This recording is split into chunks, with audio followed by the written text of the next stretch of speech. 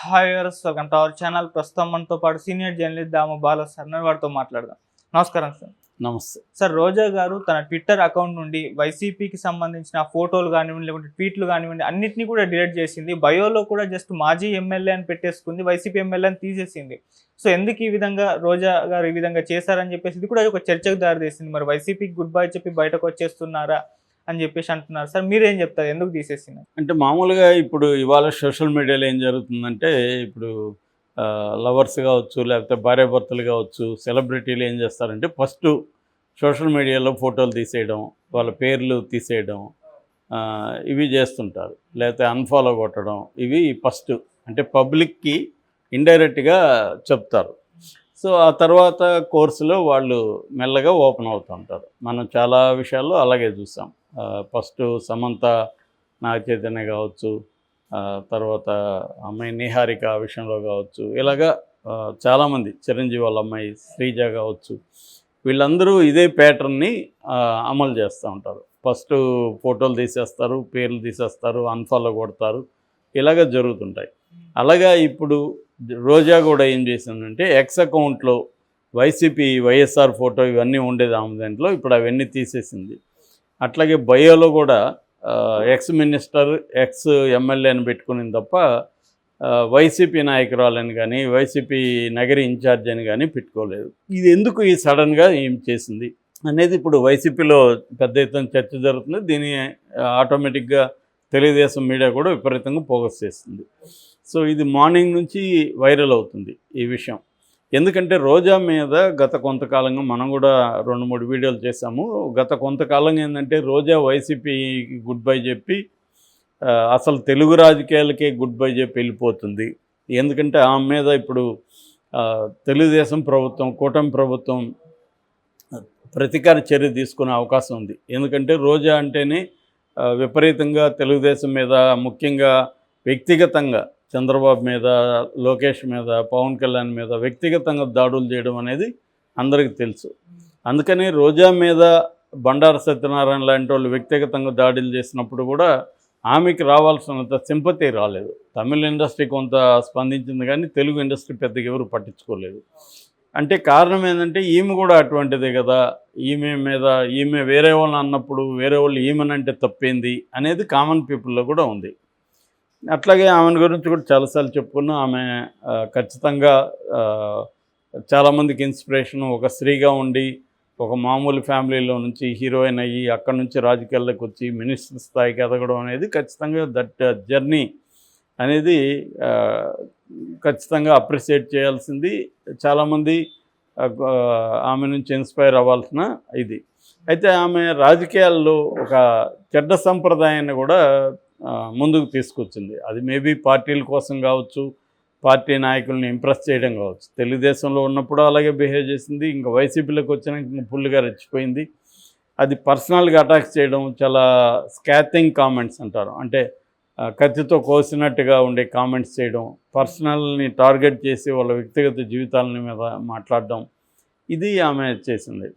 అట్లాగే ఆమె అక్కడ నగిరి నియోజకవర్గానికి సంబంధించి ఎప్పుడు కూడా ఒక ఎమ్మెల్యేగా పనిచేయలేదు. ఆమె ఎంతసేపు హైదరాబాద్లో ఉండి ఇక్కడ జబర్దస్త్ ఇంకొక ప్రోగ్రాముల్లో ఉండడం, దీని మీద ఫోకస్ చేసింది తప్ప ఒక ఎమ్మెల్యేగా అక్కడ స్థానిక సమస్యల మీద పనిచేయడం, ప్రజలకు అందుబాటులో ఉండడం చేయలేదు. దాన్ని తన హస్బెండ్కి వదిలేసింది.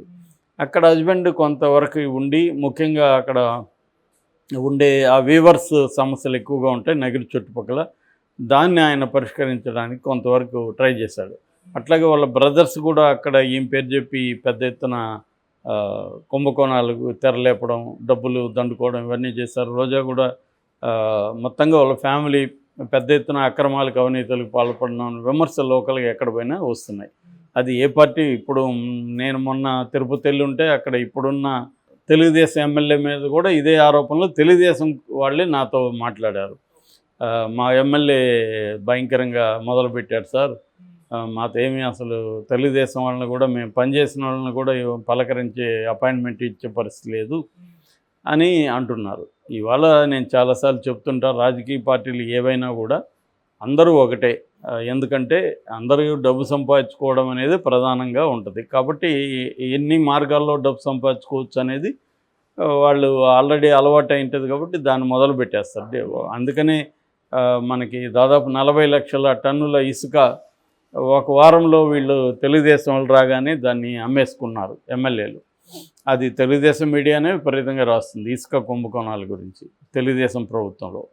సో కాబట్టి ఏది అందుబాటులో ఉంటే అది చేయడం మొదలు పెడతారు. సో రోజా విషయానికి వస్తే రోజా కూడా ఇట్లాంటి ఆరోపణలు ఉన్నాయి. ఆమె మీద ఆల్రెడీ ఆడదం ఆంధ్రాలో అక్రమాలు జరిగాయని కేసు ఉంది. అట్లాగే తిరుమలలో అనేక కుంభకోణాలకు ఆమె పాల్పడిందని, టికెట్లు అమ్ముకోవడం దగ్గర నుంచి అక్కడ గెస్ట్ హౌస్ల వ్యవహారాల దగ్గర నుంచి ఆమె అనేక కుంభకోణాల్లో పాల్పడింది. అందుకనే తిరుమలకి చాలా ఎక్కువ సార్లు వచ్చింది అనేది కూడా ఆమె మీద కిరణ్ రాయల్ లాంటి అక్కడ జనసేన నాయకులు అనేక సార్లు ఆరోపణలు చేశారు. సో ఈ నేపథ్యంలో ఒకటేమంటే పర్సనల్గా లోకేష్కి కానీ, చంద్రబాబు కానీ, పవన్ కళ్యాణ్కి కానీ ఆమె మీద కోపం ఉండే అవకాశం ఉంది. అట్లాగే పొలిటికల్గా కూడా ఆమె మీద కోపం ఉండే అవకాశం ఉంది. సో ఈ కాంటెక్స్ట్లో ఆమె మీద కేసులు ఆల్రెడీ పెట్టారు. ఆమెను అరెస్ట్ చేస్తారన్న కూడా పుకార్లు ఉన్నాయి. సో ఈ కాంటెక్స్ట్లో ఆమె కొద్ది రోజుల నుంచి ఇన్యాక్టివ్ అయిపోయింది మామూలుగానే వైసీపీలో.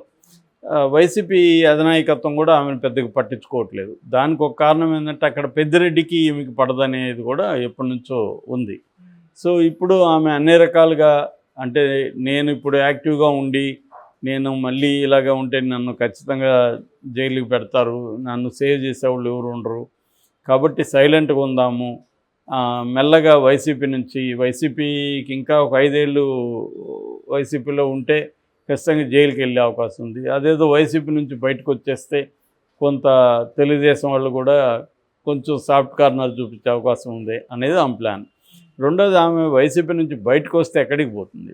తెలుగుదేశంలోనో జనసేనలోనో పోయే అవకాశం లేదు, ఎందుకంటే వాళ్ళు రానివ్వరు. రెండో మార్గం ఏంటి ఆమెకి? కాంగ్రెస్లోకి వెళ్ళాలి. కాంగ్రెస్లో ఆల్రెడీ షర్మిల ఉంది, షర్మిల రానివ్వదు. కాబట్టి ఇంకా బీజేపీలోకి కూడా వెళ్ళలేదు. పురంధేశ్వరం కూడా ఆమె అలాగే మాట్లాడుతుంది. కాబట్టి ఆమెకున్న ఏకైక మార్గం తమిళ రాజకీయాల్లోకి వెళ్ళడం. ఎందుకంటే ఈమె ముందు నుంచి కూడా తమిళ సినిమాల్లో కూడా యాక్టివ్గా ఉంది. వాళ్ళ హస్బెండ్ తమిళ, తను కూడా అక్కడ యూనియన్స్లో యాక్టివ్గా ఉంటాడు. కాబట్టి విజయ్ పార్టీ కొత్తగా పెట్టారు కాబట్టి విజయ్ పార్టీకి కూడా మహిళా వింగ్ నుంచి ఇలాంటి ఫైర్ బ్రాండ్ అవసరం ఉంటుంది. ఈమె తమిళ్ కూడా బాగా మాట్లాడగలదు. తమిళ రాజకీయాలు కూడా ఆమెకు బాగా తెలుసు. తమిళ రాజకీయ నాయకులతో కూడా సంబంధాలు ఉన్నాయి.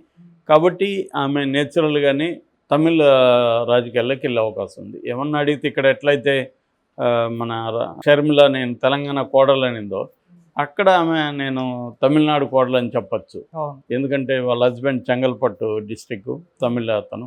కాబట్టి అక్కడ ఆమె తమిళనాడు కోడల్లాగా వెళ్ళిపోవచ్చు. సో ఆ రకంగా తమిళ రాజకీయాల్లోకి వెళ్తే విజయ్ కొంత ఛాన్సెస్ ఉంది. కొత్తగా పార్టీ పెట్టాడు ఆయన, ఇప్పుడు పాదయాత్ర చేయబోతున్నాడు. ఎందుకంటే అక్కడ తమిళ ప్రతిపక్షంలో ఒక వాక్యూమ్ ఉంది. ఏఐడిఎంకే అంత స్ట్రాంగ్గా లేదు, బీజేపీ స్ట్రాంగ్గా లేదు.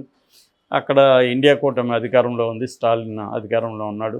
కానీ జనరల్గానే తమిళనాడు పాలిటిక్స్లో మనం గమనిస్తే 5 ఏళ్ళకి ఒకసారి మారుతూ ఉంటుంది. కాబట్టి ఇప్పుడు ఆల్రెడీ స్టాలిన్ మీద, ముఖ్యంగా ఉదయనిధి స్టాలిన్ మీద బాగా వ్యతిరేకత ఉంది అంటున్నారు. ఈ కాంటెక్స్లో అక్కడ విజయ్కి స్కోప్ ఉంది.